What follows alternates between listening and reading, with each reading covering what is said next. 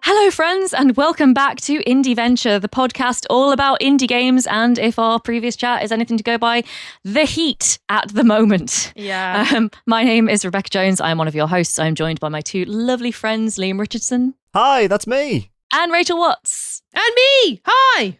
Very happy to all be back together again after we had to do a little bit of a short-staffed episode last time because of Liam not being very well. So we're very, very pleased that you've recovered, Liam. It's nice to have you back. Me too, buddy. Yeah. I was going to, I wanted to acknowledge it, but maybe we should just move on now. Now is a good time to move on. But yeah, so we're back. We've had a little bit of a recording hiatus as well because I've been on my holidays. We have now all had our lovely summer holidays and come back to an absolute blistering heat wave here in England. It's a lot hotter here than it was in many of the lovely tropical destinations that we jetted off to in search of some sun. Which is all just my way of saying, please excuse us if we sound like we're absolutely dying, because we are, or at least I am. Hot. It's very hot. So hot.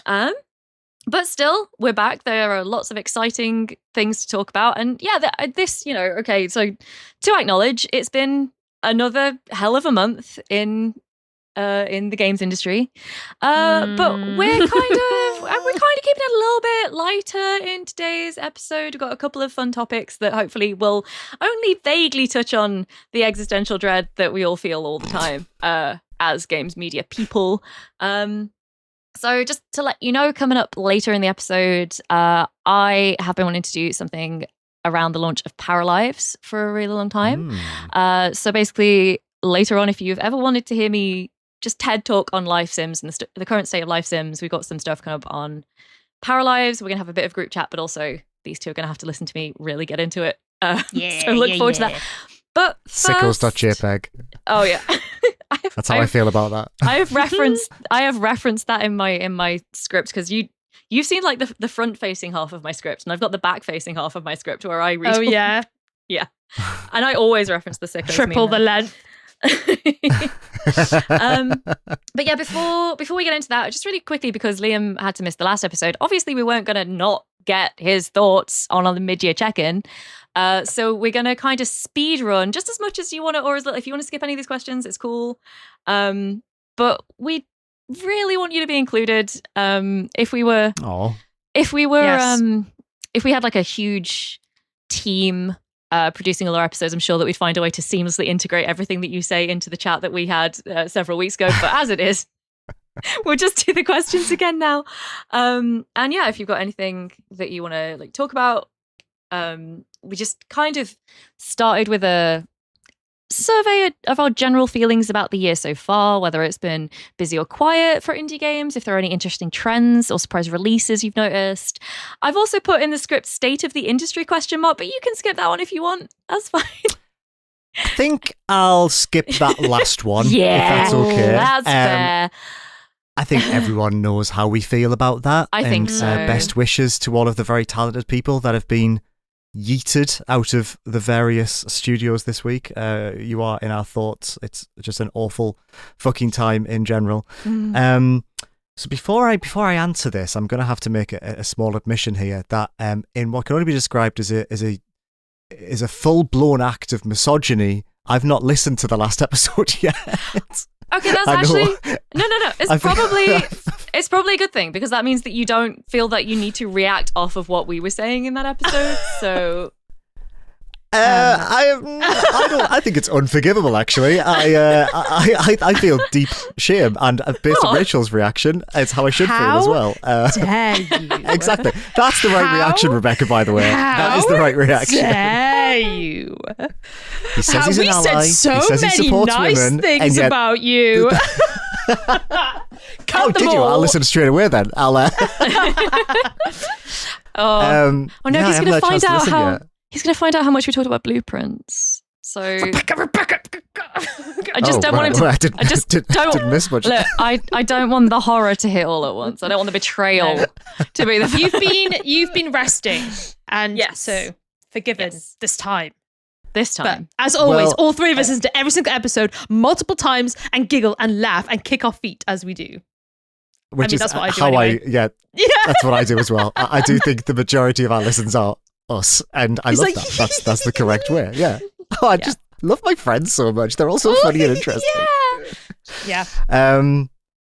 So I was thinking about this question earlier, and it's been a bit of an odd year for me, and I'm finding it quite hard. I don't want to say a blanket statement about this year, because I think a lot of my feelings about this year have been quite tied up to just probably my general mental state and where I've been this year. Yeah. I think I've had quite a tough time at work, had some sort of health stuff going on, been busy, away for multiple weeks at a time. Yeah. But I'm finding it quite hard to think of what are the indie games of the year. It sort of feels a little bit to me is this what you said last week as well? By any so chance? this is very interesting. Because you haven't listened to the episode, we now get to hear your you don't know what we've said. But no. we did say something very similar. We did touch on this as well. I don't think it's just a you thing. I so can't speak tell, on it. I found this year I've been quite unwilling to engage with the industry in general, to the point where most of the games I'm playing are from a few years ago, whether they be indie or AAA. I've sort of retreated a bit. It's almost like I'm keeping things at a bit of arm's length. And I just wonder if there's just a general sentiment, maybe among the type of people that we interact with and read articles and watch videos and listen to podcasts by, that I don't know, it just sort of feels like maybe a lot of us are sort of trying to regain a foothold in what the industry means and what media means, and I've no doubt that there's a deluge of incredible indies out there that I could be playing. And there's quite a few that are coming out over the next few weeks that I'm going to make a special effort to try and play. But I don't know, I find myself feeling quite overwhelmed by the prospect of what's out there, and I feel like it's been a bit of a tough thing to engage with. Saying that, I've still played some fantastic things this year, and I know there's a follow-up question about that, but yeah, I don't know, I sort of feel like this year has been a funny old one.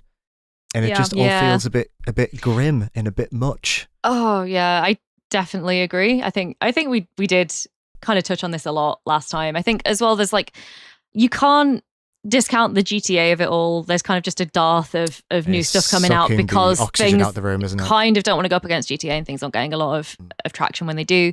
I think obviously don't discount where you are as a factor as well, though, because I know 2024 was like that for me to a huge extent. I just I was really struggling to click with anything, and it was definitely partly about where my mental health was at and how things were going on in my work and my life. So that is super valid, and I think that any criticism, this is why the attempt to be definitive will always be so self-defeating, because you can't separate how you felt when you engaged with a piece of media from how you reacted to it, right?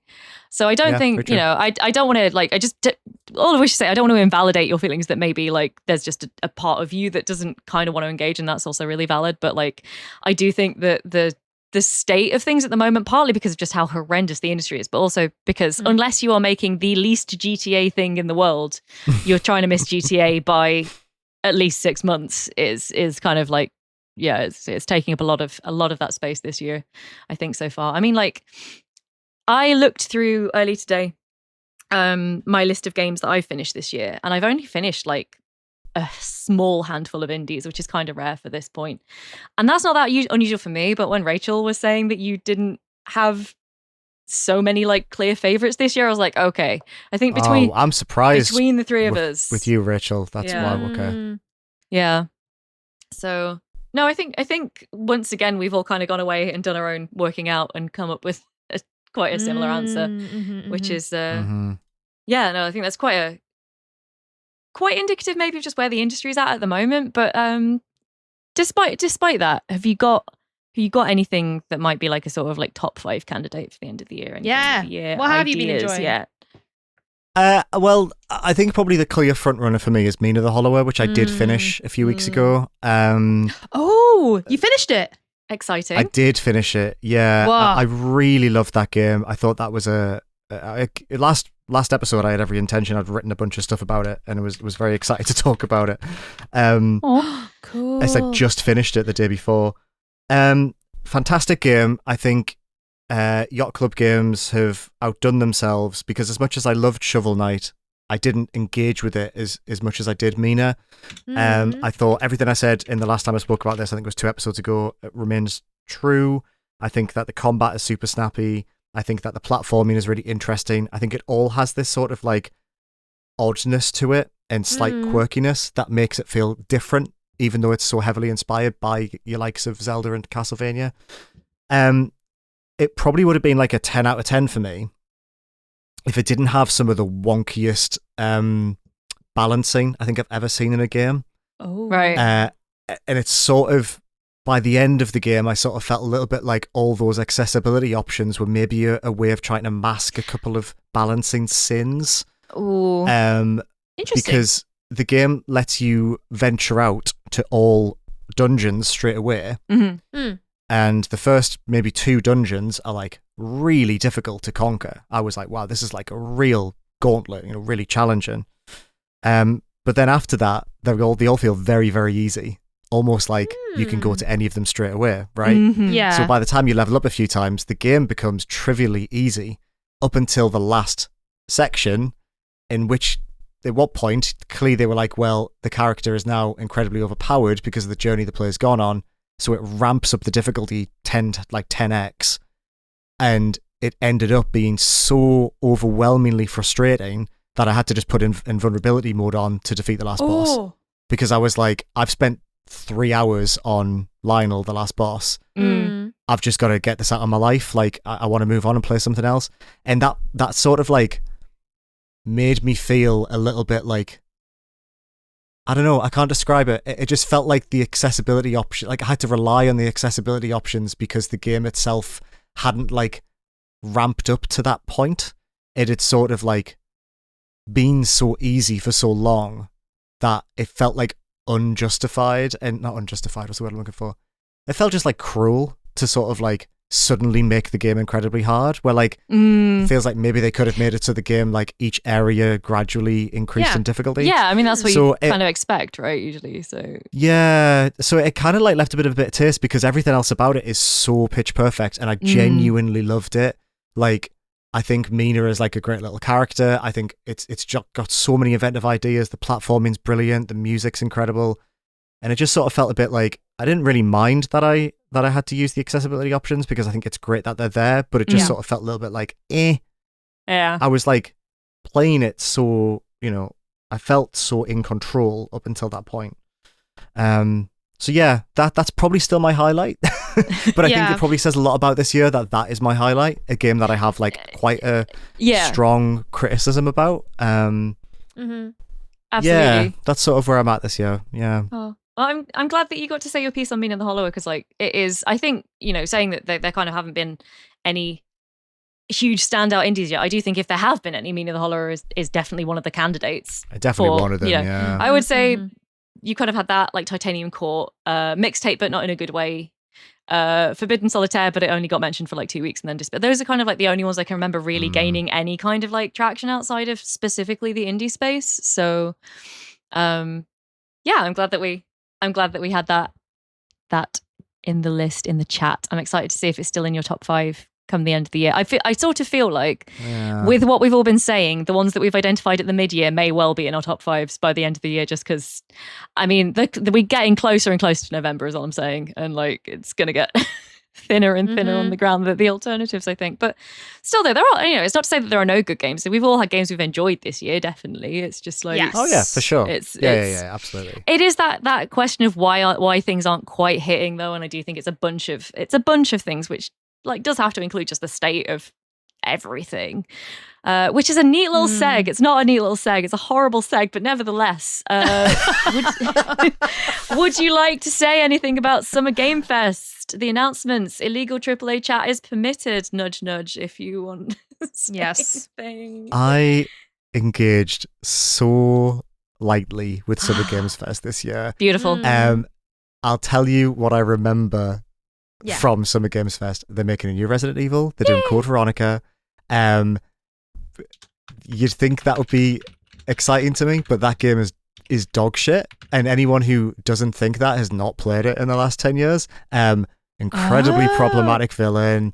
We were on the podcast. We were like, Liam, we'll get Liam to chat about. Oh God.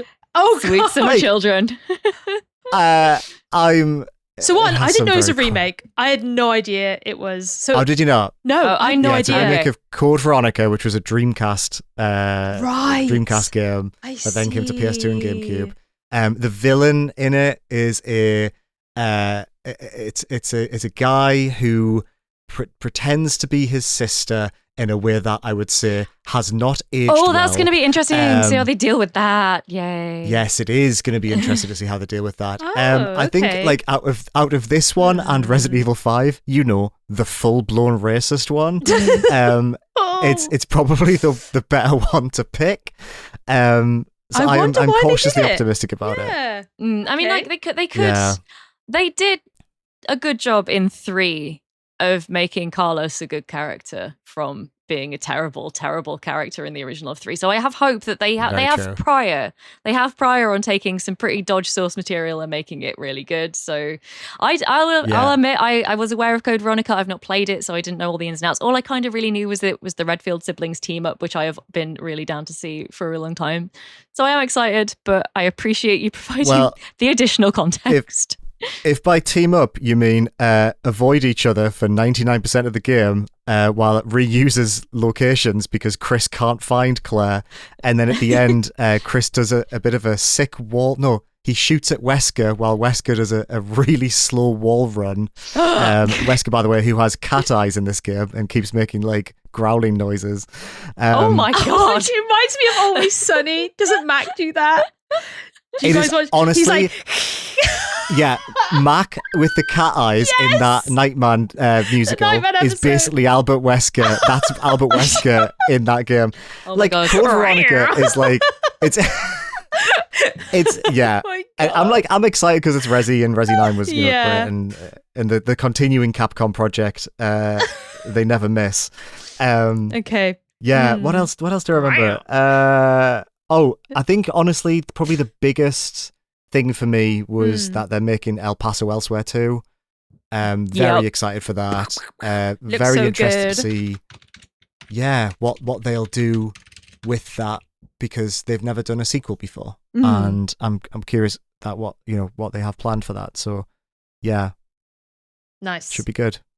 Nice. Oh man, I also was able to switch off from Summer Game Fest a bit this year, and it's great coming out with like two vaguely interesting things and being like, I did not care, but Brill.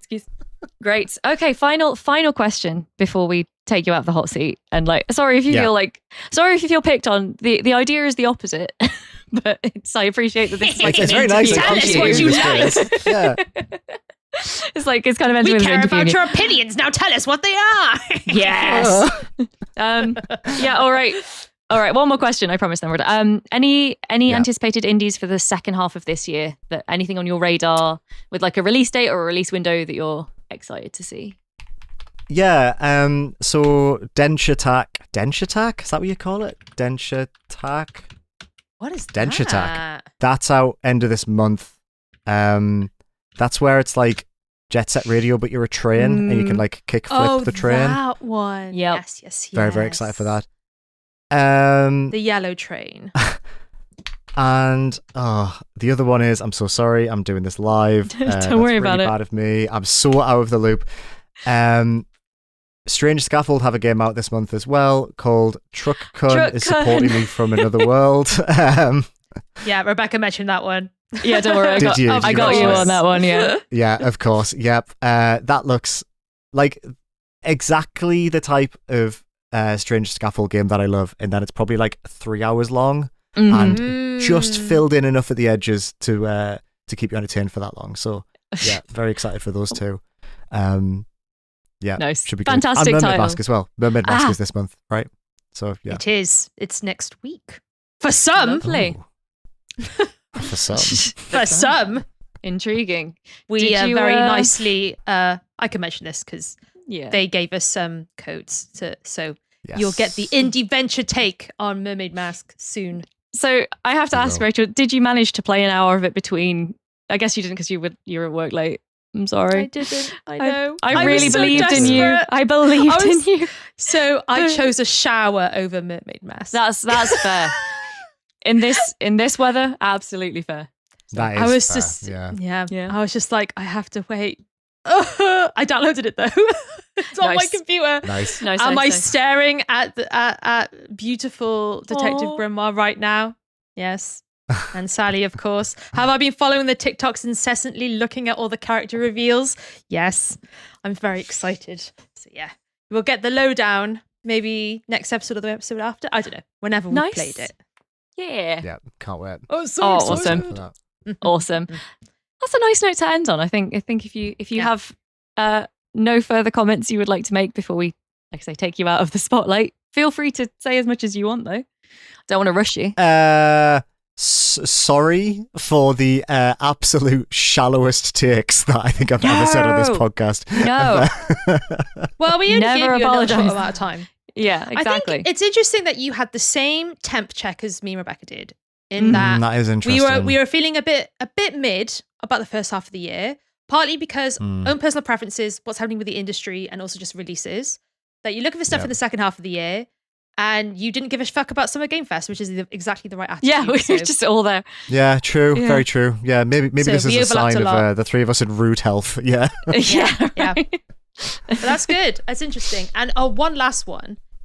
Do you have a top 5 now? And do you think that top 5 is going to change much towards the end of the year? Because my answer was, I have a top 5. It will completely be changed by end of the year. I think my top 5 will come in the second half. I think, Rebecca, you were half and half. Because Solitaire for you is up there. Yeah, I think Forbidden Solitaire will be, but everything else is to play for. Certainly in the, I mean, even in AAA, but certainly in indie, I think that's it. And for you, Liam, what do you think is your top 5 temp check here? I hope my top 5 is different by the end of the year. I think I would be a little bit disappointed if I've already played some of the best indies of this year. When you play like that. Yeah. Because there was definitely, maybe it was the first year we did the podcast. Oh, that long ago. So many years was it the first? ago.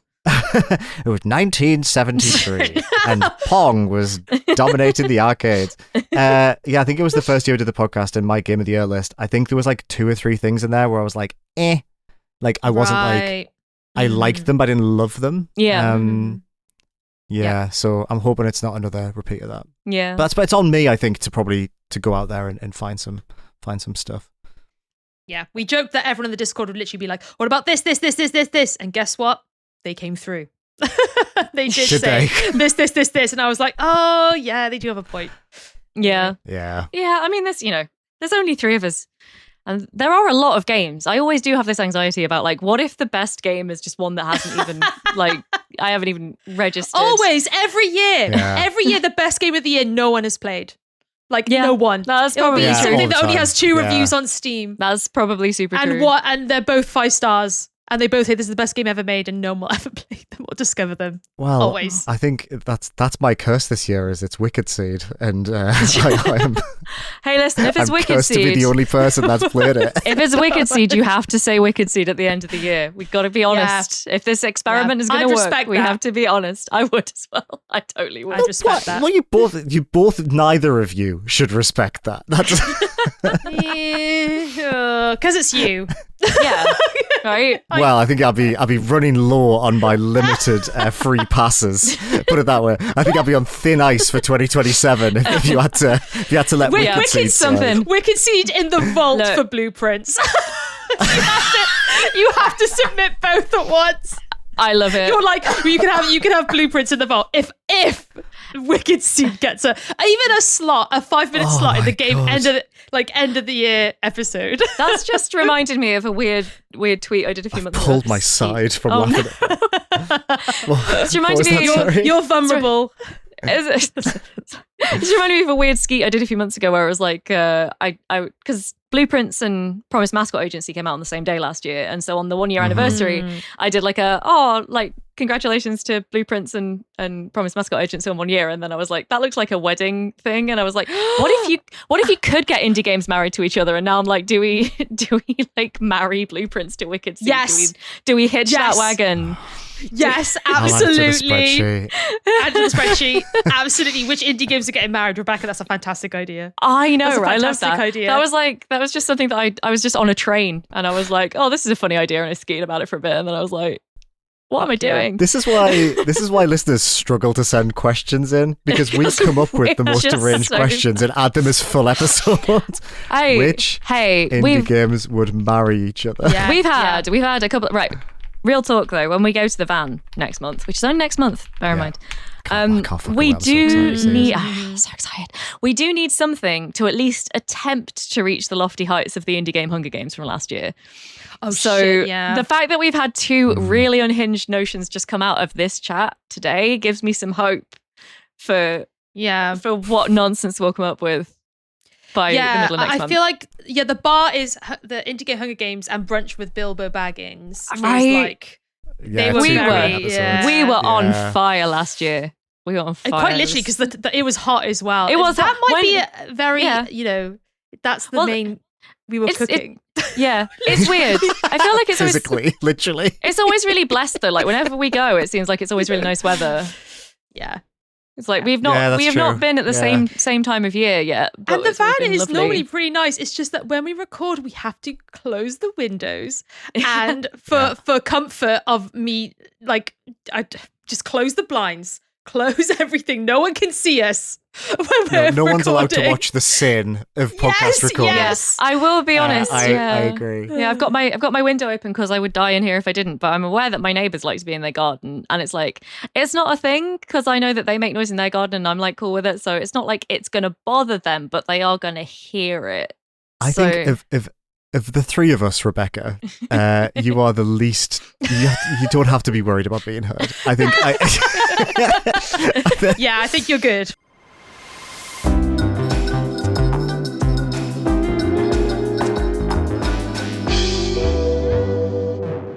Yes. Anyway, so down to the second topic of this episode, Paralives, the recently released indie life sim. It launched into early access just over a month ago.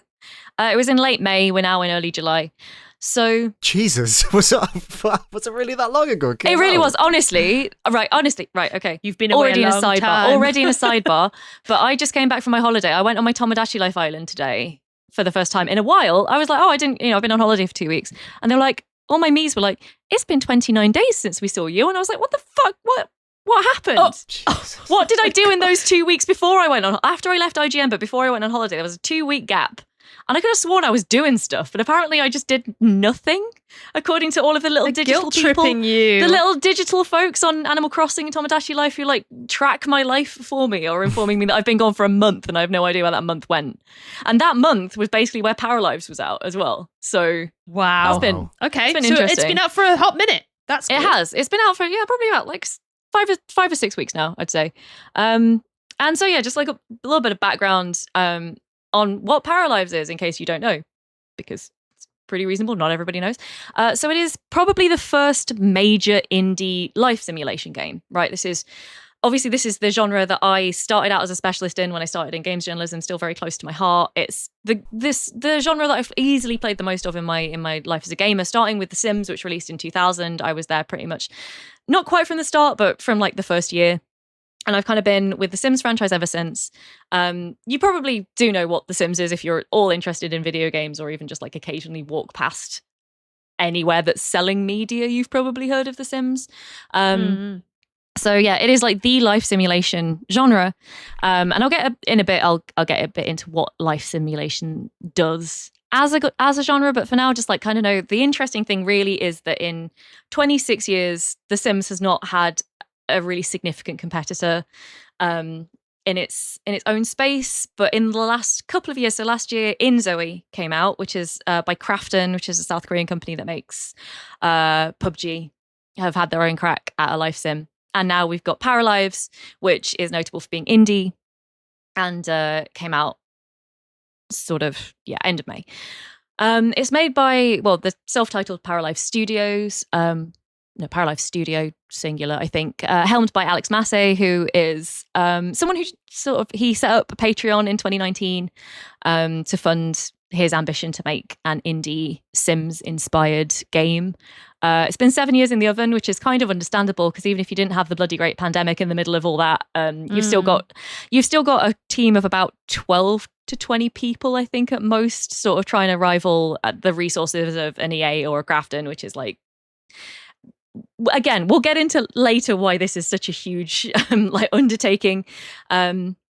And why, it's come out in early access, which is not that surprising. There's like a 2-year roadmap as well for new features and like extra content that they're planning to add in. I should also probably mention at this point that I have reviewed this game. I have a review in progress of this game live on respec.net, which is my new kind of my new freelance home. I just gotta plug a little bit, by the way. By the way, thanks. Check that out. Thanks for putting that up on the Listen Discord, by the way, because I was on holiday when that actually went live, so I didn't. I appreciate that.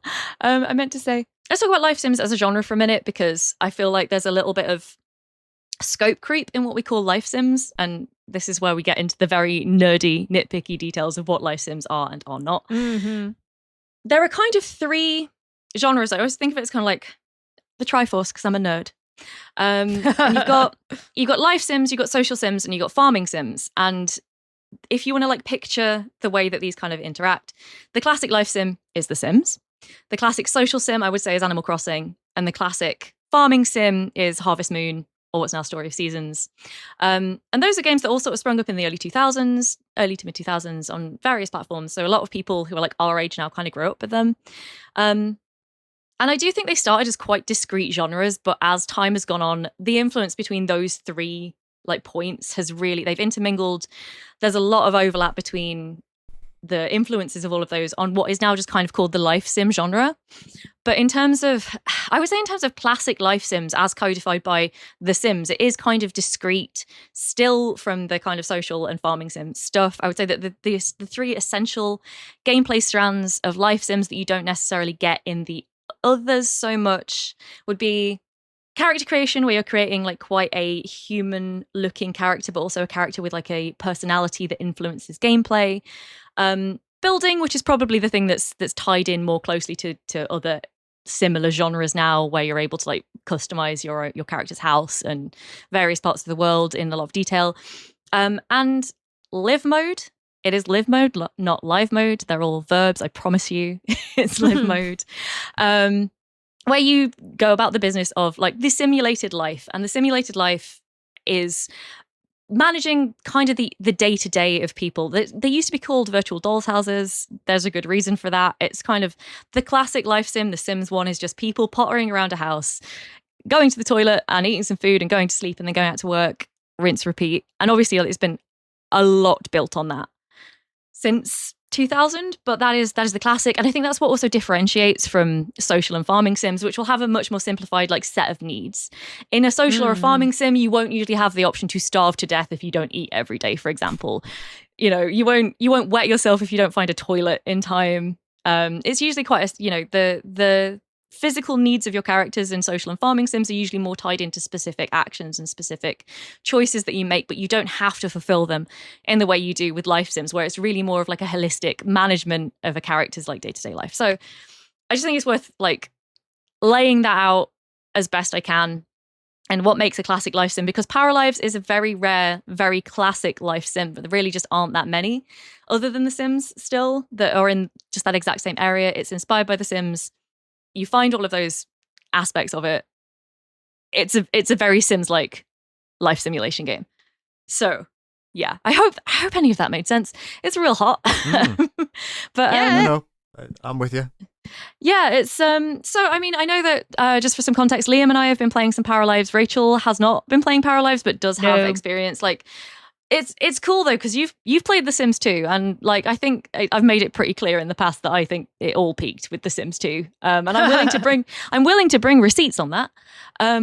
But for now, I mean, it's like, so yeah, this episode is not going to be like exclusively Paralives focused, because I really do want to talk about the state of the life sim genre, but also talk about other indie life sims. Like, one of the very few very Sims-like indies that's come out in the last few years is Tiny Life, which we all know that I love. So I've got some, shout outs to give to Tiny Life, which is also still in early access and has been since 2023.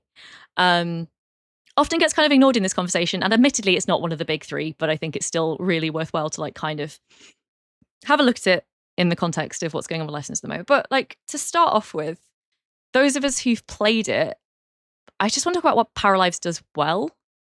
And like, Liam, your opinion. Sorry?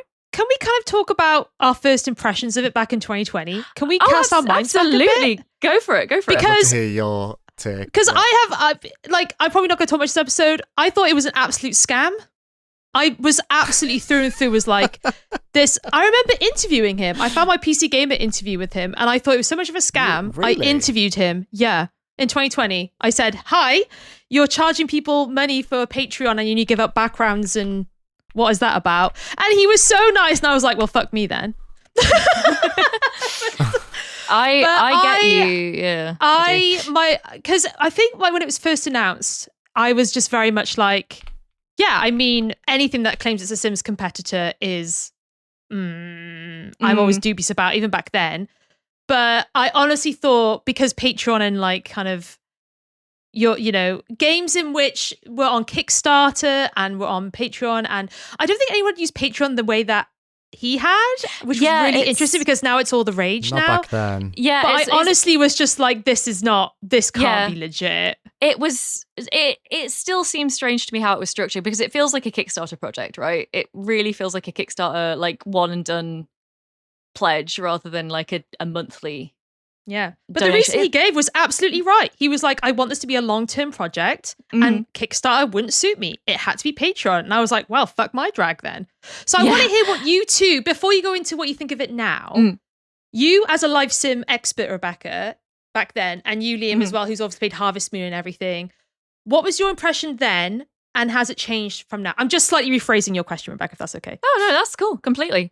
I would say I had a very similar thought to yours. I like, with the best will in the world, with the best will in the world, I just looked at it and I was like, it was structured oddly, and like that makes sense, because like you say, no one else has really attempted anything like this. I guess my concern more came from the fact that Sims fans are so hungry for a viable competitor to the Sims that I don't think it would be a difficult fandom to scam more than anything. I think that there's so many people in that space, and so like a fairly sizable, I'm probably going to say sizable minority of them, because most people who play Sims just aren't very online, but of the ones who are online, a lot of them really want to see a viable competitor come along to the Sims. And I just worry that there's an overlap there between being like so willing to invest in anything that was an alternative, that people have been calling this the best Sims game ever since when there were 3 screenshots of an early prototype build. Yeah, which I was just like, it just shows how rabid, like you say, worried for the well-being. But I think, I do think that it seems to have been done in good faith and genuinely, and I think that the team are fans of The Sims. They're not trying to, everything that I've seen from both the Zoe team and the Paralives team, and them being like, we don't want to be the Sims killer, we just wanted to make our own, because like, why haven't people been making these more, honestly? Yeah, don't get me wrong. Everything they've shown for themselves, at the time, I was like, I don't believe this. What about you, Liam? Like, did you?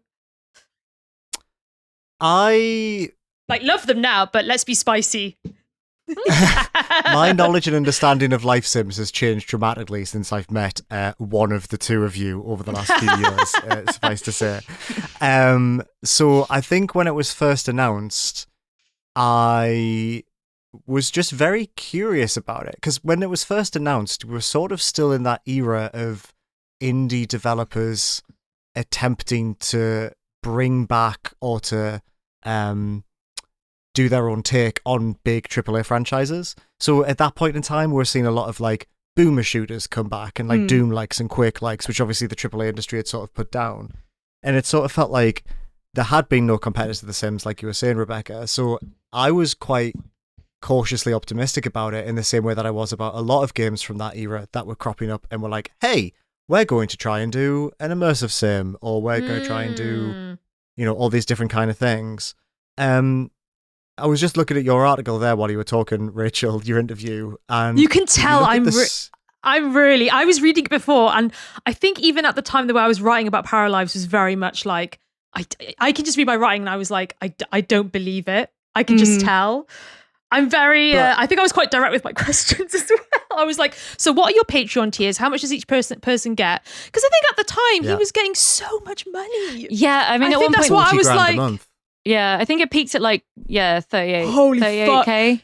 So I was just like, hey, a lot. What's going on here? And you've got 3 fucking screenshots. It's not an unreasonable question. I mean, I had the same thought. They were very, very cagey about showing anything for a long time throughout development, and the rationale was well, because it's Patreon funded, the patrons deserve to get to look at it first, but also it seemed like the patrons weren't getting to look at very much, and like that rung a bit of an alarm bell for a while. But sorry Liam, I interrupted you as well. No, not at all. I don't think you came across as spicy, actually. I think you came across as a journalist, would you believe? No way. I think you were asking the hard-hitting questions. You look at the screenshots on that article and you're like, oh, fuck, that's what it looked like originally. And it's nothing. You're right, it's nothing. It looks like so basic. It's surprising that they've managed to wrangle it into what it is today. But, I mean, I was listening back to an episode recently, maybe it was the one at the start of this year, or maybe it was, because this was meant to come up before Christmas, right, last year. Oh, was it? Yeah, it was December, Oh. Yeah, I think Rebecca had mentioned that she was looking forward to it in the second half of 2025. And yeah, you, Rachel, were like, nah, I don't know what this is. We still haven't seen enough of it. But like, I think the more I saw of it over the years, the more I thought, okay, this looks like they're trying something. But then when we had Inzoi and we had all these other attempt sort of like Crash and Burn and that Paradox one that they just binned off like 2 weeks before release. Life by You, that was like, wild. Yeah, that might come up later. Life by You. Yeah, I don't know. I guess I was like, I've always been cautiously optimistic about this, and I'm very pleased to see it do well. But I can also see why they probably didn't want to show too much of it, because I was getting a lot of videos when I was on my honeymoon, because it was just about to come out when I was still out there. So my YouTube shorts were all Paralives. And like the scrutiny this game was under immediately by Sims players, it does make me understand why they kept it behind closed doors for as long as they did. Yeah. Because it just felt like the second it was out there, the wolves were on their tail. Like, I mean, people just wanted to immediately compare it to this game made by one of the biggest game publishers on earth. Yeah. So that is definitely like life sim fandom as well. It's not even like, it's just everything, it's not like, I genuinely think it's less people being shills for EA and more just like that fandom is so critical of like every aspect. It's like, there is definitely like a factional thing. There is definitely like, now that there are a couple of competitors out there, there are like lines have been drawn. But for a lot of people, it is just like everything has got to be like pitch perfect, which is, again, there's kind of like a discussion to be had. But before we get into that, I just want to talk a little bit about Paralives kind of as itself, and like with trying to like save the comparisons for later in the episode in terms of like playing Paralives for a little bit, which we both have, and like what are your feelings about like what it does well and what it maybe not doesn't do so well. But I'm happy to focus on like the really good stuff, and I think there is a lot of really good stuff in there. So yeah, I've already written this in a review, so I will try not to repeat myself at like too much. Can I jump in first? Yeah, of course. I think it's really boring. Okay, no, that literally there's data. There's data to back you up. You're fine. So it's a really funny one. It's one of those games that I've bought in early access, and I bought this. I've really wanted to give them money. Was happy to give them 30 quid. Yes. I played it for like 2 hours, and I was like, I need to wait for this to cook a bit longer. The bones feel like they're there. I think it's visually beautiful, but it just feels like that it just needs just that little shoelace tightening to get the boot on a little bit more snugly, and then they've got something there. And I think the house building is incredible. Oh yeah. Like really amazing. Like I've watched, I made like a really cool house, and that was like the most enjoyment I got out of the game. Yoli played a bit, and she made our house in it. Oh, cute! And she made it like perfect. Like it was crazy. Nice. Like even with the limited stuff that's in there at the moment, you know, she was able to do it because she tried it in The Sims like 2 years ago, The Sims 4, and she was like, "Oh, it's so much easier in this." She did make me and her in it, and it's the most unflattering. She looks great. She looks exactly like she does in real life. I look like someone who smokes rollies and hasn't like is like living in Yoli's house, but doesn't pay rent. But yeah, it's got a lot going for it, but it didn't have that like juice that I think I needed it to. I sort of just felt like, and it might be because there's certain things I need from games that maybe Life Sims don't give me. It's been a long time since I played The Sims, and it might just be that I'm more well catered to with things like farming sims and life and social sims. But I think it's got a lot of potential.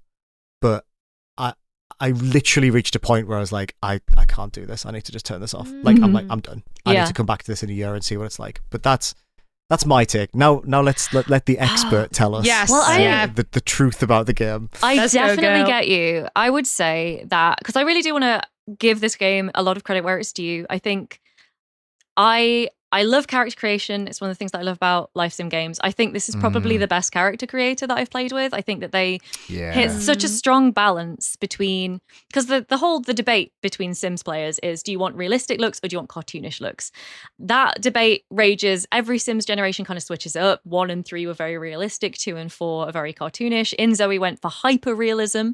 But then I think Paralives actually strikes the balance. It's a classy art. It's a hand drawn but very classy looking art style. The people are realistically proportioned, but it's clearly like a drawing of a person, but in a way that looks really good. I think it looks great against the backgrounds.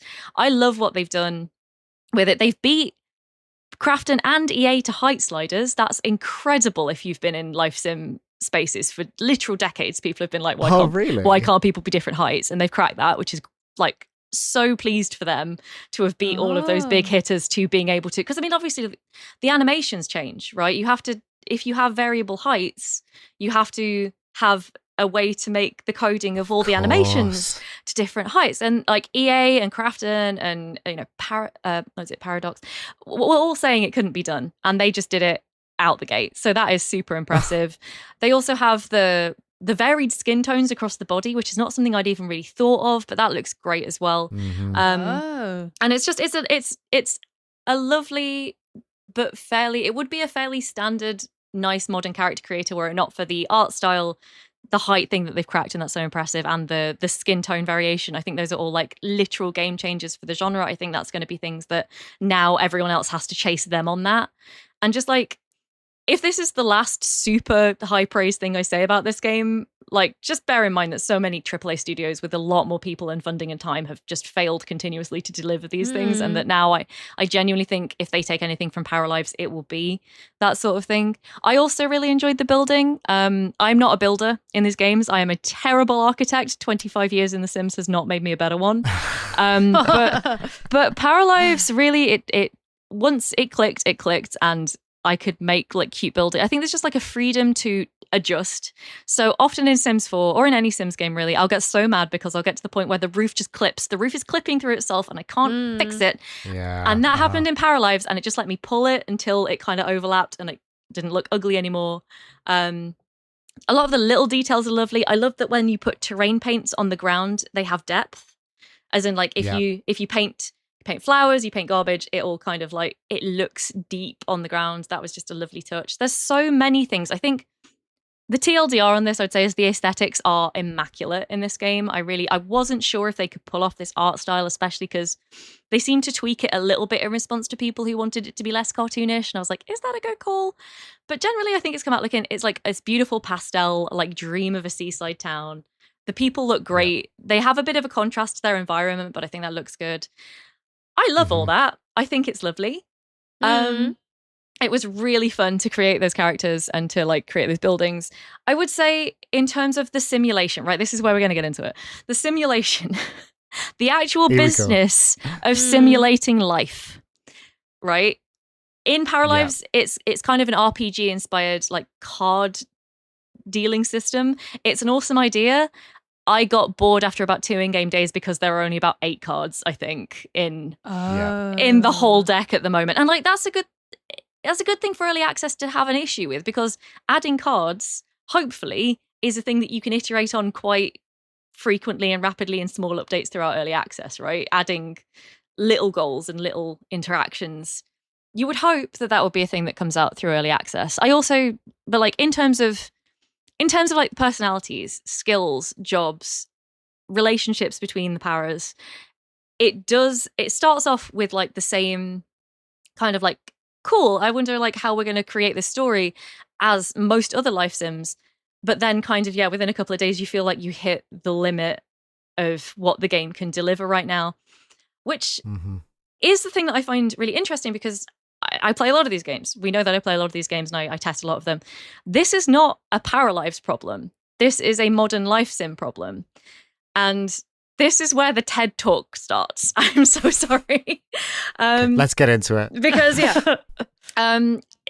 this is the thing that I have observed in Paralives, in Zoe, in The Sims 4, and even in Tiny Life, is that there is a tendency in life sims post the Sims 2 era, let's be honest, to kind of increasingly focus on aesthetics over the actual simulation.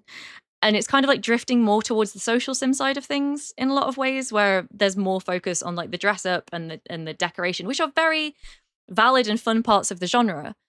But you see that kind of focus going away from the life simulation and think, well, how is that happening and why is that happening? Are the 2 questions that are really interesting. And I've been lurking on forums for weeks. I have been reading everyone's opinions. I've been reading articles. I have come up with the 3 kind of issues that seem to delineate what's happening in life sims post sort of the Sims 2 to the start of the Sims 3 era. So there's that focus on aesthetics. And the reason that seems to be happening is that the aesthetics are much quicker and easier to code than the simulation, for reasons we'll get into. But because of that, and like 50% of the audience won't ever touch live mode. So if you think about it, no, that's a good point. So much, especially like it's kind of like the pinnacle of cozy gaming is like life sims. But when you think cozy, you're like making the characters and making the buildings. Probably half the audience is quite happy to just sit and play with the aesthetic side, which is perfectly valid. But it does mean that it naturally, I think, pulls development focus towards the thing that is a lot simpler to do and will keep most people pleased anyway. So yeah, the simulations, especially post Sims 3, where you've got the open world. The open world, I'm going to read you something later that will explain all the problems with the open world. But like, because of the fact that became such a huge thing to simulate, the kind of the focus became, well, people are pleased with the decor and the cosmetics and the making the characters and the building the builds. And if so many people aren't actually going to touch live mode anyway, then live mode is not being removed, because at that point we would be making a life sim, but it is coming last in development cycles for most of these games, I think is fair to say. It's, you know, you can launch into early access with quite a bare bones live mode as long as it looks really nice, is what I think all of these games have found. That's one of the issues. The other one, I don't know, before I what's move on to live my other mode? points, live mode is where you do the pee pee poo poo things and you eat and sleep and go to work. So that's where you okay. And so there's aesthetic parts to it. Yeah, you were saying, and then what you're saying is that the live side of it, a lot of modern life sims are ignoring that, or not ignoring it, but prioritizing aesthetics. Got you. Yeah. Okay. Yeah. I need cliff notes every now and then. No. Okay. I'm here. Please pull me back into sense. Hopefully, as well, the audience didn't. No, it was notice, great. But my microphone failed for a second, so it was a bit scary. It's like I'm learning. So I'm off my thread.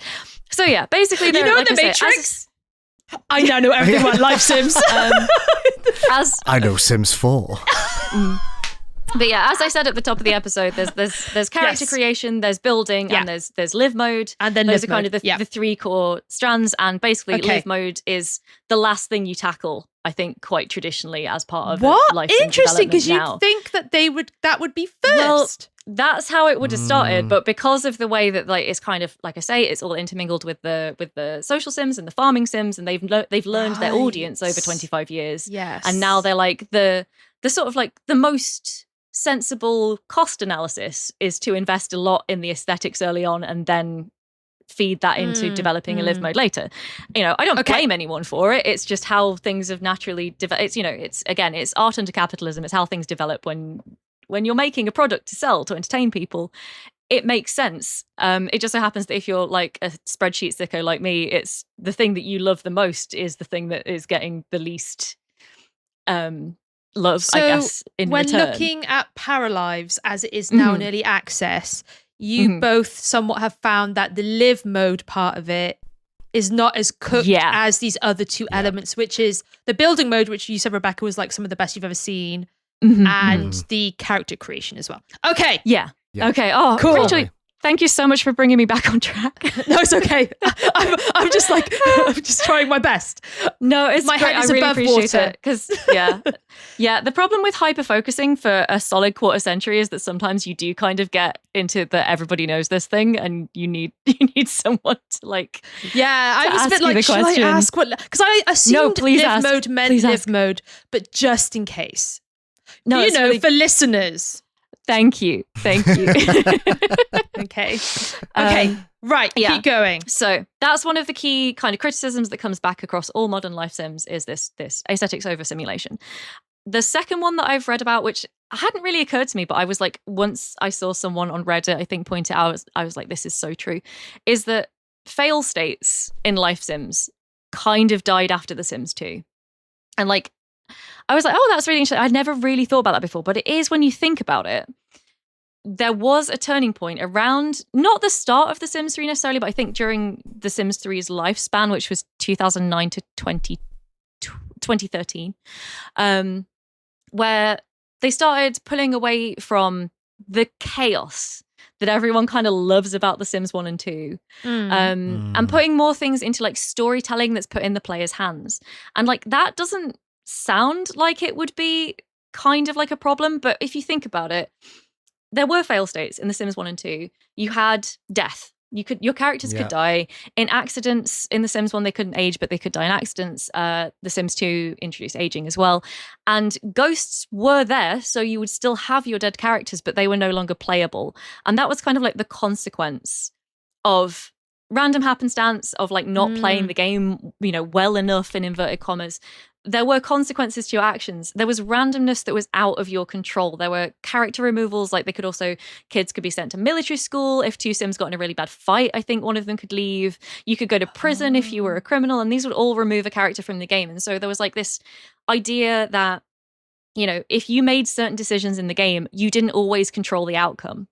And when my obvious one is when you go to your job and you get given an option at your job. Yes, the chance cards at the jobs. And then Perfect if you examples. click one and then you get fired. And I was like, I thought I was supposed to help the old lady cross the road. It's like, you left your post for 10 seconds, you're fired.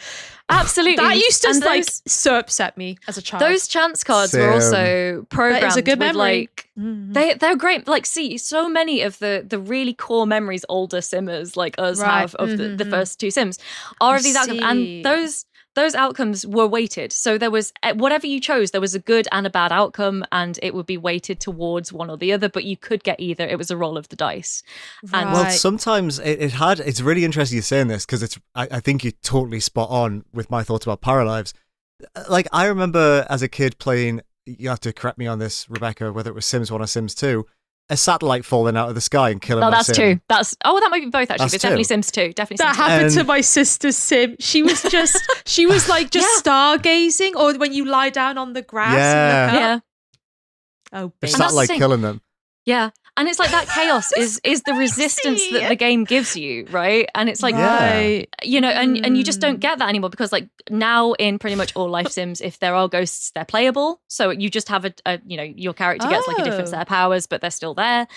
It's kind of really, I've interviewed a few members of the Sims 4 team in the last couple of years, and they've talked about like putting the story in the player's hands, and Paralives and Inzoe both talk about this as well, that like putting the story in the player's hands.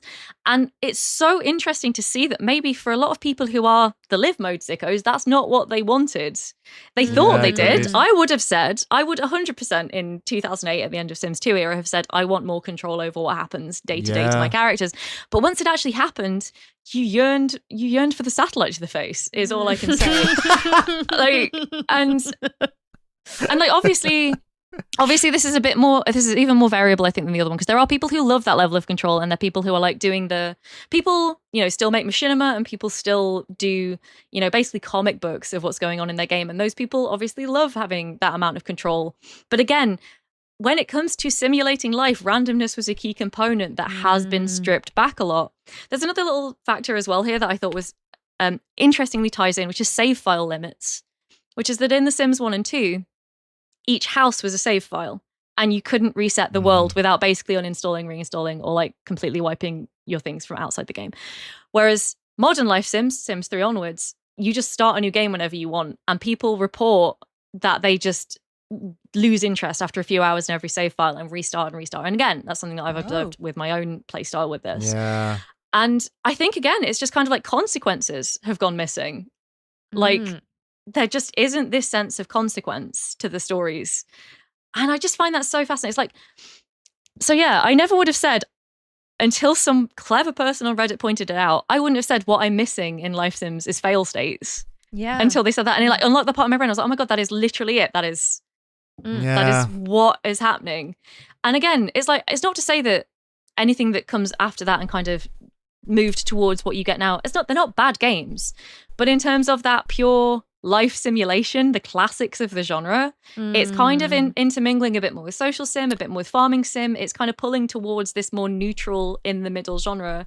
And like I say, simulation sickos, spreadsheet sickos kind of aren't getting the hit anymore. I think this is really interesting. I think what I want from these games is, what I like about the farming sims is it's very methodical, it's very mechanical.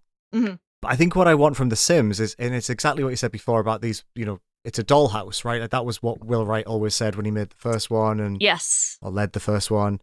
And the life simulation was sort of secondary, right? Like, I mean, infamously, the first game started as architectural software, I think is what they always described it as. And then they sort of like did more to it. Yes. I want this to be a fishbowl. I sort of want to shake it and see what happens. I don't really want to be that in control of them. I sort of want to just like give them a number of personality factors and then just like stop them from pissing on the floor. But I want them to get into fights. I want them to like, oh, where have they gone? Oh, they're over there and they're like doing something random. They're painting a sad clown. I didn't tell them to do that. Like these are all the bits I think that I liked. I like sort of just like taking a step back and observing it play out in front of me. Like the simulation, right? I want to press play and see what happens. I don't want to be like, oh, pick 3 traits and then I've got quests and I can explore. Like, it just doesn't really, I don't know. It just feels too, it's almost like it's putting you too much in the driver's seat, but there's only so much road for you to drive on. It's like if you sort of like take all that control away, you wonder whether or not these games would actually be more interesting by sort of like giving you less control. That what does happen with, like, if my sim goes to the shop but I've had no say in that is more inherently interesting than me sort of clicking them to go there and being more. Does that make any sense? Yeah, no, it absolutely makes sense. I think it's a really good way of describing it, of saying there's not a lot of road for you to drive down. Interestingly, although it's kind of not the focus here, the fishbowl thing was brought up with Tomodachi Life, which just got its very long anticipated sequel came out again in the last few months. And that's interesting because a criticism that's been leveled against that even is that it's not quite as random as the first game. You do have quite a bit more control than because I've played, I think I ticked over 25 hours on that today. So I've played a fair bit. And yeah, it kind of like, the first game was super random and it kind of sells itself in this randomness, but actually you do have a fair bit of control, and that I think is weird, right? Because it's like, oh, you drop all these characters in and you have an idea of how you want it to go, but when you realize that the game won't do anything without consulting you, it's a little bit disappointing. Is the only way I can really like describe it, which is, again, it's like a huge thing in game dev, I think, is devs kind of realizing that what players say they want and think they want and actually want aren't always so perfectly aligned that you can just kind of, you should, obviously it makes a lot of sense to take on board player feedback, but there is a point at which clearly it's like there is a psychology at work here, a consumer psychology is at work here that is not quite, people just in general don't 100% know what they want all of the time, and it's really interesting. There's a quote I use all the time because my job is user experience, and my job is literally soliciting feedback and trying to make things that people think they want. And there's a quote I always use. It's by Henry Ford about the mass production of the first motor car, and he infamously once said that if he'd asked people what they wanted, they would have said faster horses. And I think about that all the time. Yes, like it's so true. Like I think maybe this is a really interesting example, and it happens all the time in AAA now, I think, of this is what you think you want, but human beings are really bad at actually saying what they want. Like, we can't predict the future. We don't know how we're going to feel at any given time. Yeah. We lie all the time to people because we try and just answer what they think they want us to hear. Yeah. There's another study about coffee. They asked like 100 people what their favorite coffee was, and if they were with other people, they would say rich dark roast. They like good coffee. But actually, when they observed the coffee they actually want, they want mellow coffee with loads of milk and sugar. Like, they want to remove the taste. And it's kind of the same thing too. That's so interesting. The thought of what you want is probably more elevated to what your tastes actually are. So like, oh yeah, I want to be fully in control of everything in a life sim. But actually, you probably just want to like kick back and not do much. Like your most iconic moments as well were the moments where it fucked you up a little bit in The Sims 1, especially when you would get like the bits that people remember. Yeah, of course. When you got like the burglars or the raccoons, and like when a sim died or got sent to military school, or like the Grim Reaper showing up is like an iconic moment in the Sim series, and that in the first two games that the music. Right. Oh my god, that still gets haunting. me. No, you can jump scare me with that now. It's just, and the fact that they used the freaking raccoon has the robber music as well. Yeah, nasty. Because the joke is that it's the little robber. Anyway, just horrible. Fun. The past. God, yeah. So yeah. The second kind of the big three problems, as I've been calling them, is the lack of fail states and the way. And again, I think it's pretty straightforward how that like plays into Paralives, and there only really being like those very limited like option cards within the story and in live mode.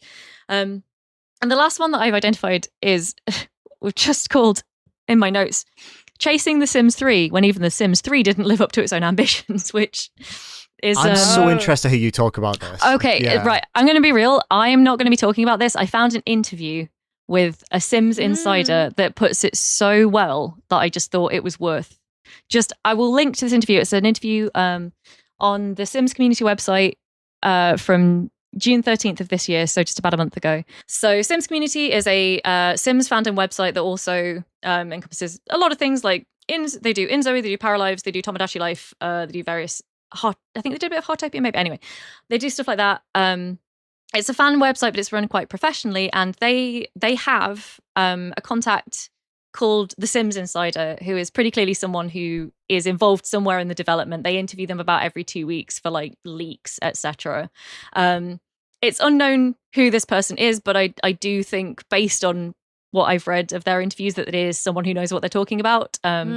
Just in part because they quite often say something that the interviewer clearly wasn't expecting to hear. So I'm like, that gives it a sort of like sense of veracity. Okay.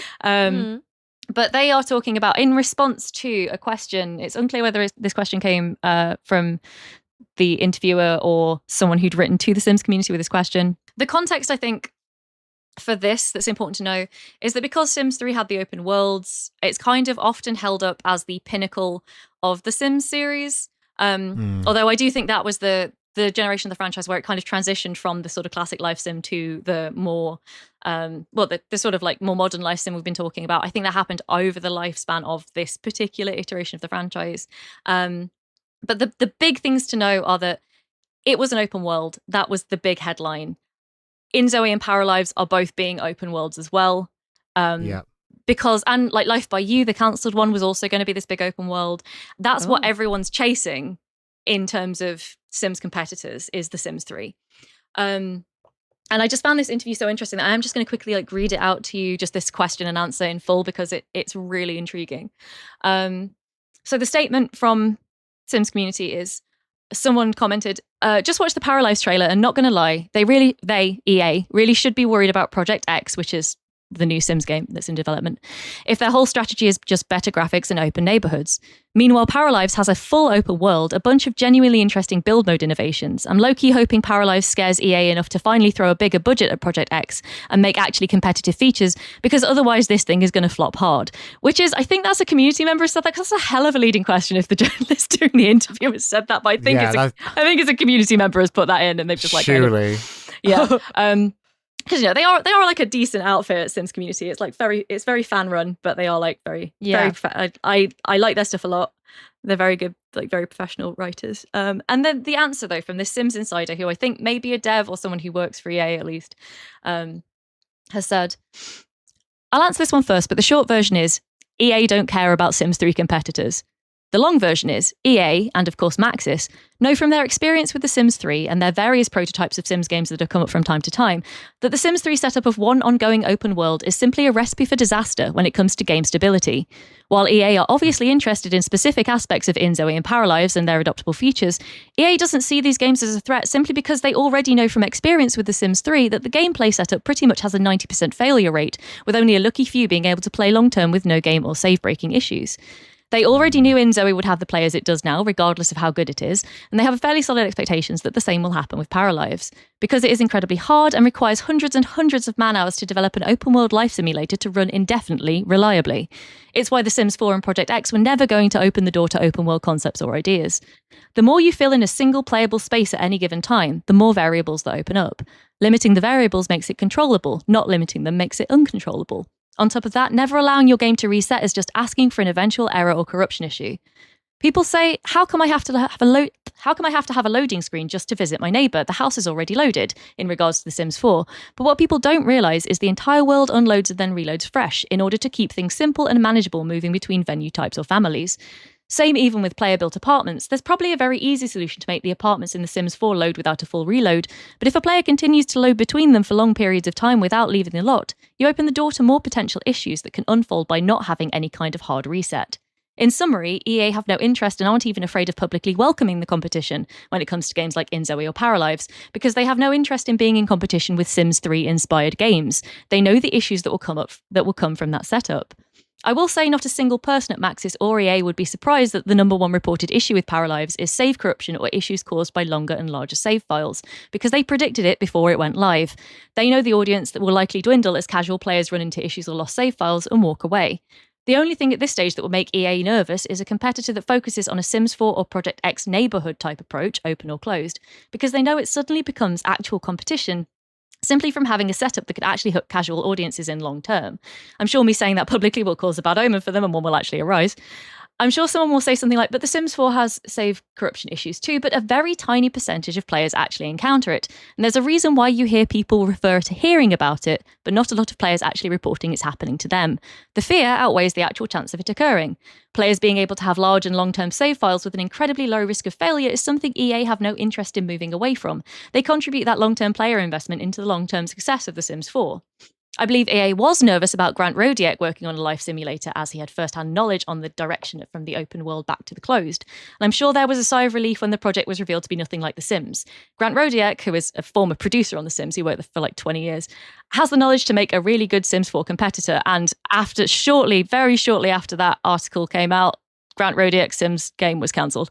So that's the state of things. But yeah, I just thought it was like, I know it's quite a lengthy quote, but I found it so interesting because of the fact that every competitor is like The Sims 3 was the pinnacle, and it's the pinnacle of the idea, but the technology was not there and kind of still isn't there to support the size of save files. I just thought that was such an interesting. I'm going to put that obviously link to that article in the show notes, because that is such a really interesting look at it from a technical perspective and why there are limitations that there are in The Sims 4, but also what limits Because you're relying on casual players, in quotes, having the technology that requires these big save files. Or yes. the game engine eventually the simulation gets too complicated that save files corrupt en masse.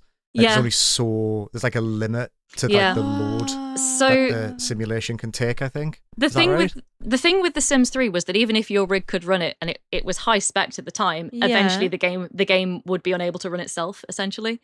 I see. Because of the fact that it's got, I mean, by the time The Sims 3 kind of ended, it took me 55 minutes to load a save. I timed it 55 minutes, and it was like, it was so, and like that's very restrictive. And the thing that this person is saying is that like Paralives and Inzo are good games and they are inspired by a good game, but because they are following the lead of this game, like what they're saying is EA knows why they shuttered The Sims 3 and started on The Sims 4 and made it quite different and removed one of the most popular features, was because again, the idea of open worlds is what people love, but in practice it was so impracticable that they dropped it to preserve kind of the rest of the franchise of the games, if that makes sense. But that's really interesting. It's interesting that EA have sort of been like, well, I've got a few thoughts about this. One, it's interesting EA are like, we're not worried about this because we've tried it didn't work, considering The Sims 4 is infamously built on a online version of the game that they sort of reworked into The Sims 4 last minute. Yes. And that's now been the crummy foundation of it for 10 years. Two, Paralives isn't quite open world though, right? It still does load into lots. It does. I think you're right. Yes. So, but the thing was, it's not like The Sims 3 where you can like walk into your neighbour's house. Like you've got to go in. Yeah, and, I see what you're saying. Unload your lot and loads in theirs. It's just a bit more seamless than The Sims 4, is my understanding. I think so. I mean, I think The Sims 3 did do that to me. I mean, it's been a few years since I've managed to play The Sims 3. I think there is a slight difference. I think there's a slight difference there. Is there?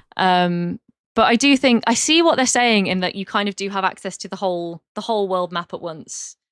And you know, like no loading screens to go to the world map. Certainly, it's kind of all one big neighborhood.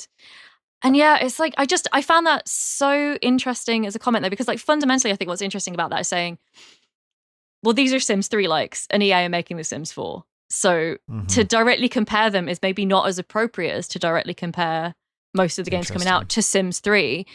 And there is an interesting not caveat really to all this, is that I've read elsewhere from these Sims Insider interviews and from other data that's coming through, that people who've picked up Inzo and Paralives, even if they'd stopped playing Sims 4, there's been a high bounce rate back to Sims 4 after playing Inzo and Paralives. Right. And they are like, it seems like EA are laying that entirely at the feet of stability.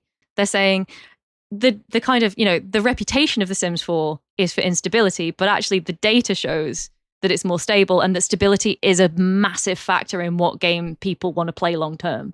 And these games are designed to be played long term. So I find that just really interesting. I mean, like, I present that not to say Sims 4 is the best one. I don't agree that Sims 4 is the best one of these, actually. But I do think that it is an interesting look at a technical side of things that players never or rarely ever consciously engage with. But it will, you know, if there's like save file instability in Inzo and Paralives, of course people are going to bounce back to The Sims 4 because now they're in the mood to play a life sim. And they end up bouncing back to the one that they kind of know. I just found that really fascinating. That whole quote was so interesting to me because there's been a lot of interaction between, like, certainly on like socials, the Sims team and the Paralives team. The Sims team like sent a big, you know, like congratulations to the Paralives team, and there's been a lot of like people on the Sims team are playing Paralives and are keen to play Paralives and to check it out and to, you know, because it has got a lot going for it. But I do find I think it just kind of like really struck me when I read that article a month ago to be like, I've just spent a decade watching so many teams chase The Sims 3, and to have EA turn around and go like, yeah, but we knew all along where there was no point, was a little bit of a like, it's almost like a movie villain like breaking the hero moment of like, oh God, I think they've got a point, you guys. Like, you know. Which I do. Surely, I mean, when you're developing a game and you're looking up your competitor, you would question what didn't work about this game and why they moved on. So why is it that this open world aspect to life sims is important?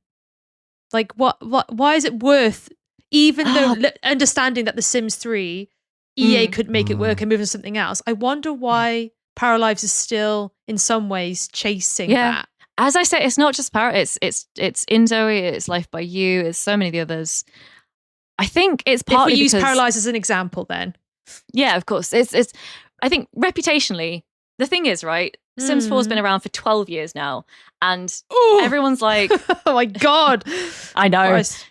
It's blooming endless. And like, what's interesting to me as someone who was there at the time is, during the Sims 3 era, everyone was like, I miss The Sims 2. The Sims 2 was way better than this. But as soon as The Sims 4 came out, as is the nature of fandom, everyone was like, I miss The Sims 3. The Sims 3 was way better than this. And like, so part of it is just because, like, reputationally, it would make sense. If you wanted to be the competitor, they've dumped off one of the things that everyone now says was their favorite thing about the franchise. Why wouldn't you try and make that the centerpiece of the game you were making? Especially if you didn't have that insider knowledge of why it didn't work. And also, I mean, I don't blame people for trying as well, because like the technology has moved on. The Sims 3 was released in 2009. It's not unreasonable to look at a 2026 processor and think I could probably manage that in 2026 in a way I couldn't in 2009. But yeah, it does seem like there's a certain issue. And this is what I was saying as well earlier about the save files being house-based rather than world-based in older games. That was also a really important aspect of that stability, because it meant that you were doing like a hard reset every time you moved between houses, because essentially the world was like your save folder, and then your save files with the individual houses within it. And that ensured like a lot of those hard refreshes. So yeah, there is definitely like, all of which is to say, there are these technical limitations that I think In Zoe and Paralives do a lot better than The Sims 3 did, because, again, they've had like nearly 20 years of extra technology to build on. But there is still that issue of you're kind of chasing something that's already been disproved.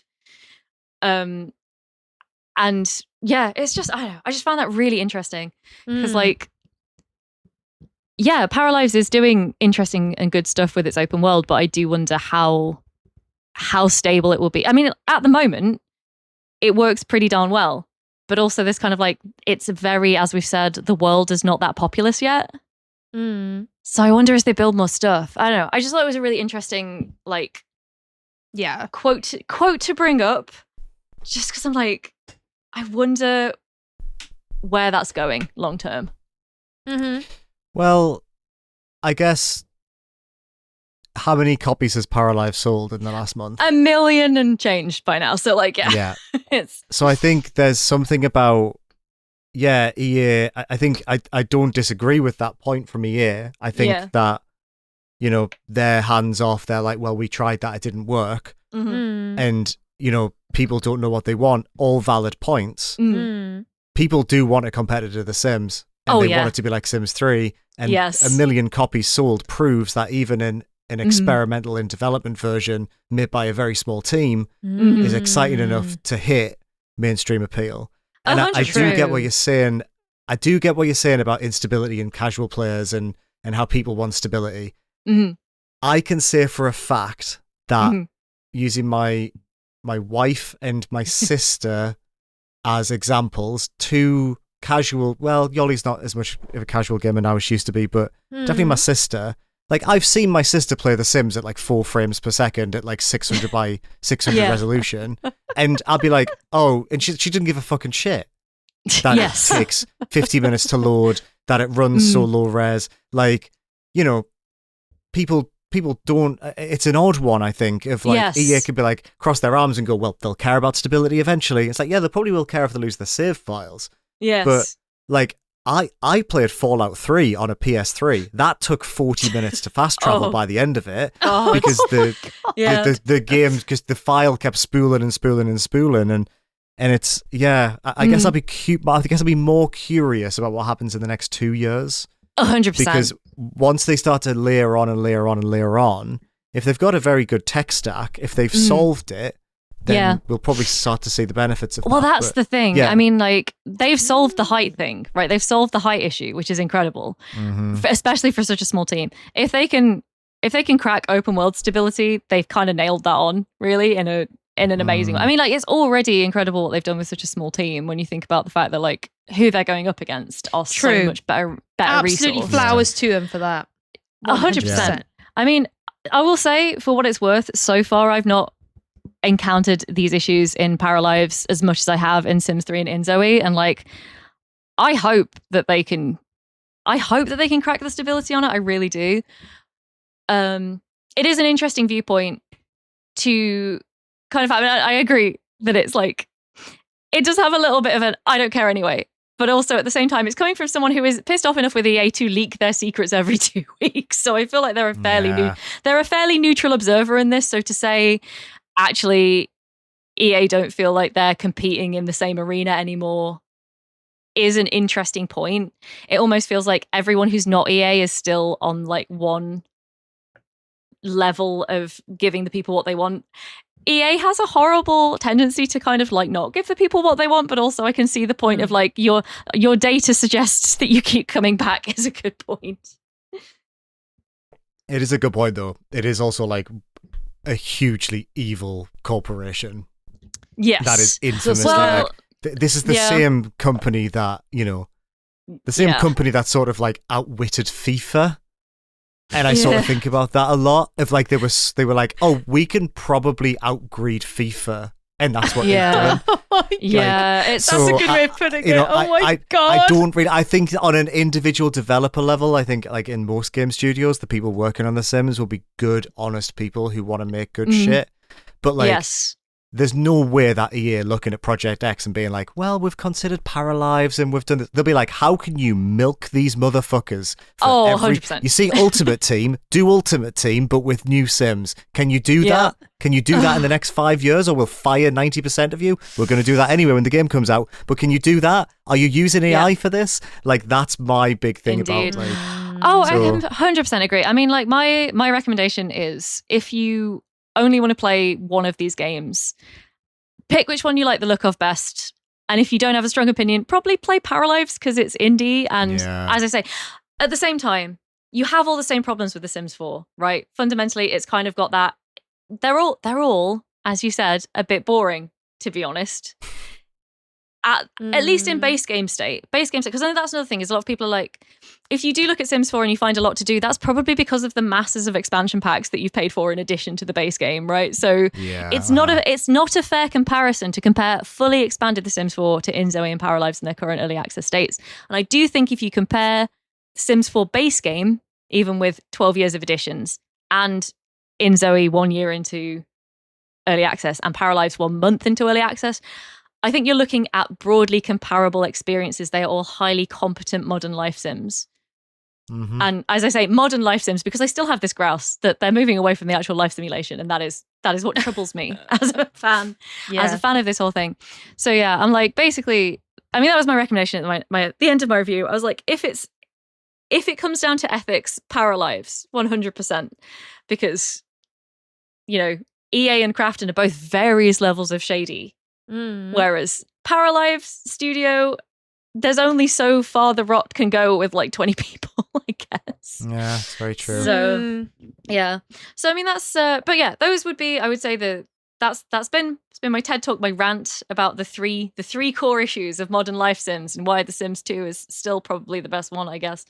I also just wanted to I kind of wanted to talk a little bit at this point though about Tiny Life as well, just to bring it back to Tiny Life, which is a game that's a life sim, a very lo-fi life sim.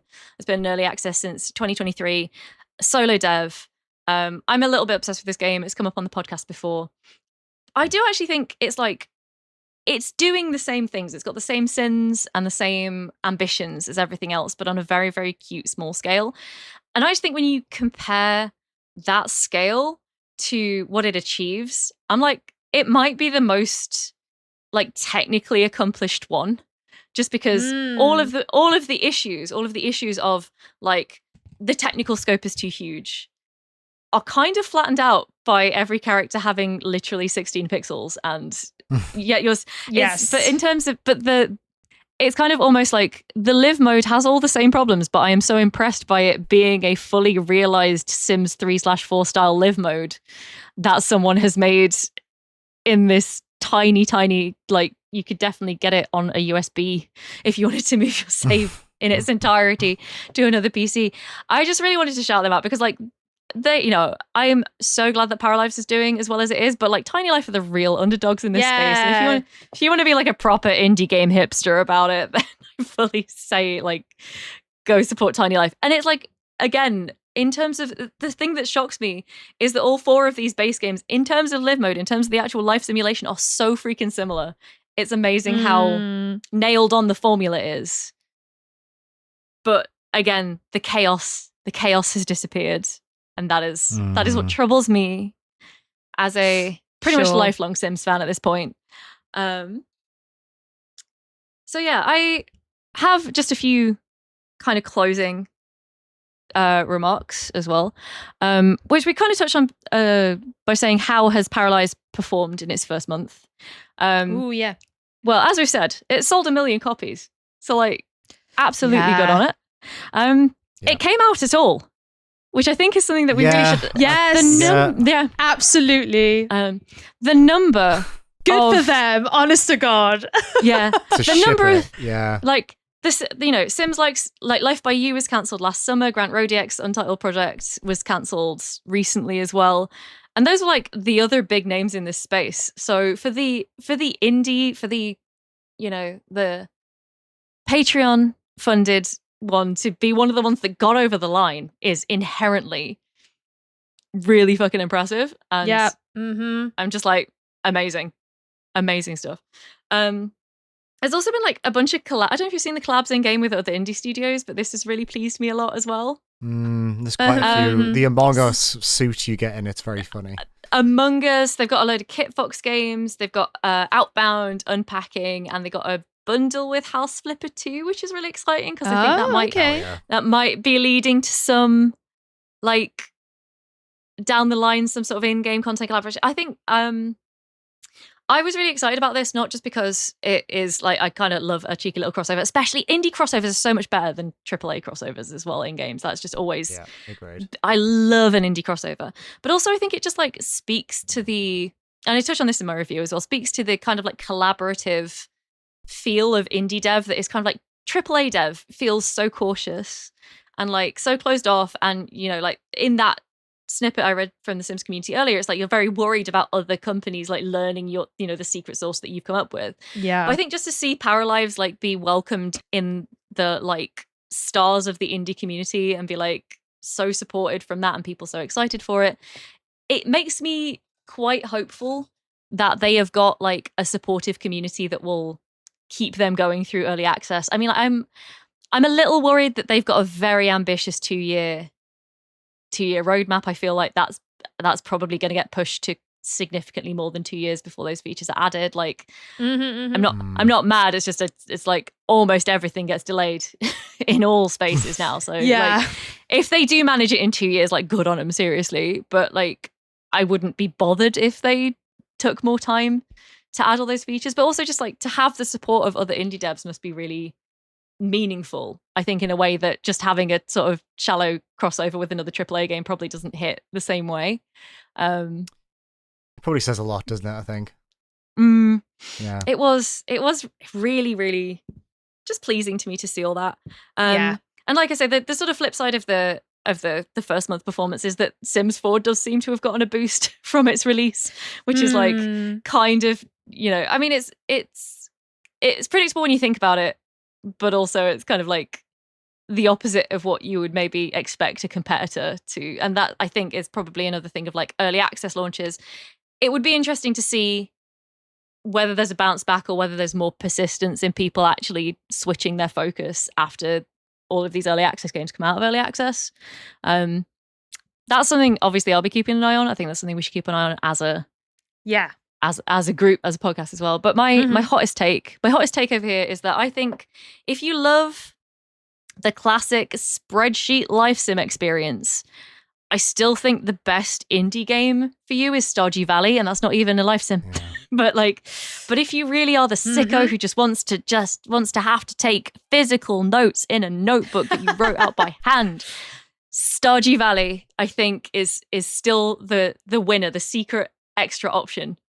There was one other thing that I wanted to say, which is that speaking of Stardew Valley, Moonlight Peaks, which is the supernatural, the spooky natural take on Stardew Valley, released today as of the time of recording, so you can play that now. So it did. I think that was kind of my final comment. Thank you for listening to me waffle on for so very long about good. Very interesting. My favorite thing. I was locked in.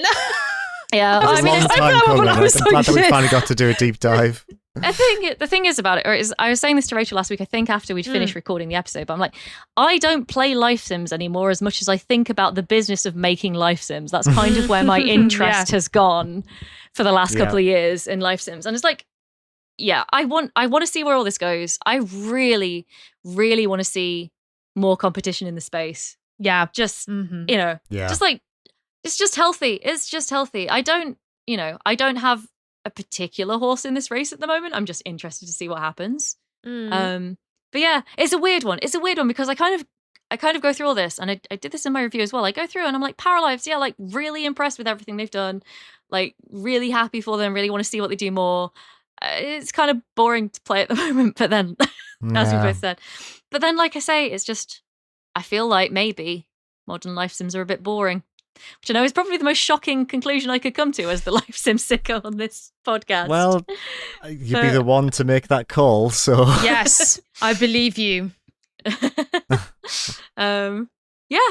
So, well, I don't really have any more concluding thoughts, so I don't know if you guys have anything else that you'd like to bring in before we go on to hyperfixations. No, I think that was interesting.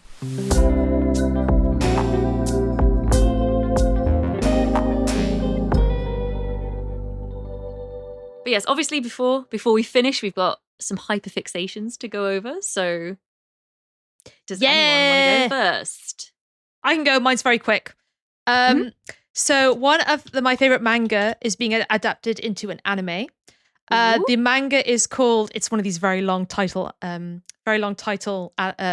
It's called The Guy She Was Interested In Wasn't a Guy at All. And it's a sapphic romance between two high schoolers. One who is a young woman who works at a record store, and one is like a kind of a popular girl. And the idea is they fall in love over grunge music. And the person who works at the record store or the CD store, just a music store in general, like kind of introduces her to this world of grunge music. That's great. A big part of the anime is this girl's love of the band Nirvana. She's obsessed with Nirvana. She loves Nirvana so much. They're mentioned a lot. So recently, during the anime adaptation, they announced that the opening track is going to be Nirvana's song Breed from their album Nevermind. Which is so fucking big, to the point where Dave Grohl, who gave permission, gave an interview with Aniplex. And he was talking about how, he had looked over the manga or read it maybe. And I'm going to post this screenshot in our chat. But essentially, he talks about how he liked the manga. And more importantly, he holds it up and he says, I believe Kurt Cobain would have loved this.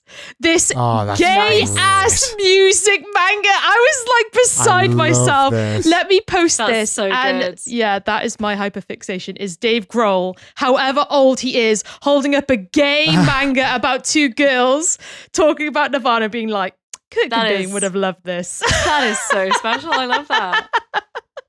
But isn't that so cool? They were like, yeah, use our song. Yeah, I've just watched the teaser that has Breed in the background, and it is a great fit, but also wild to hear Nirvana in that context. So good. So when's that out? Is that out soon? January. So that's out. So it's a little while yet, but yeah. So I'm very much looking forward to that. That's awesome. I really like it as a manga. That sounds great. And Dave Grohl and Kurt Cobain. sapphic romance. That picture is incredible, and I feel like I'm gonna meme the shit out of this. I feel like I've got to put the Indie Venture logo in his hands there, right? That just feels like Oh what I my need to god, do. yes. So let me just post Well, there's yeah. There's the episode art. I love So yeah, that. when I so I'm very happy. So that's my hyperfixation, a quick one from me. Oh, lovely. Amazing. Oh.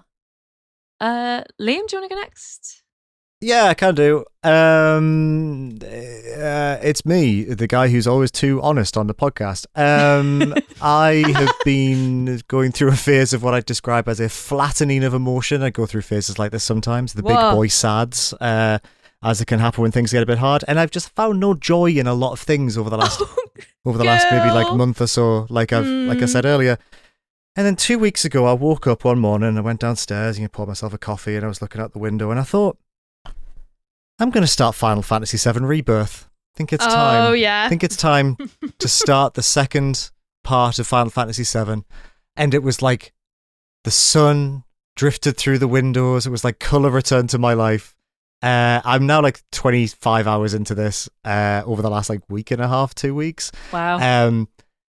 Never has there been a bigger monument to human excess, to the hubris of man, than the Final Fantasy VII Remake project.